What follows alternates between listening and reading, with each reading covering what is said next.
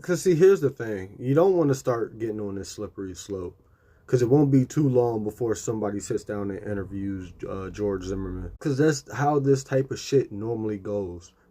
Just in this instance, luckily she didn't have a gun. Because I firmly believe if she had a gun, the man would have been gunned down in his own driveway. You might say, "Oh no, that wouldn't have happened," but you never count anybody who's that afraid out of anything. I mean, something like that just happened not too long ago where the chick thought a man was following her in a car, and then she pulled over after the cops told her not to follow him, pulled over and shot him. So I mean, like, that's what I mean. Even though I agree with a lot of the Republican, viewpoints and shit like that, when they start jumping to this side of shit, that's when I kind of back off it. Because I'm like, you'll talk about that one, but you won't talk about that other thing and shit. You won't talk about the one that you can't poke holes in and spin a story off of the same way that you accuse people on the left of doing. They always scream, "Oh, it's not racism. It's simply because of this."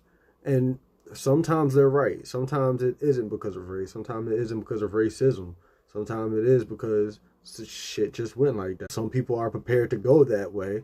And in that instance, the cops have to do what the fuck they got to do.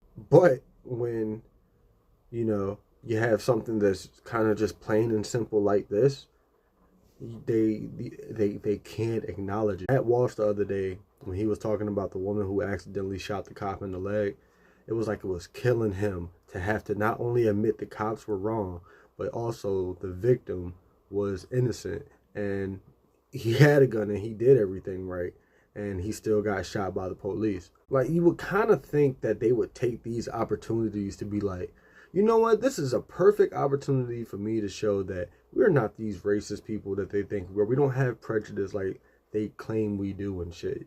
But that's not how they handle these situations. I mean, in that instance, they literally had nothing to pull from. They couldn't say that the car smelled like weed before the cops pulled over. In fact, you even had the cop say he's been very cooperative in almost the most nicest way I think I've ever seen a cop video.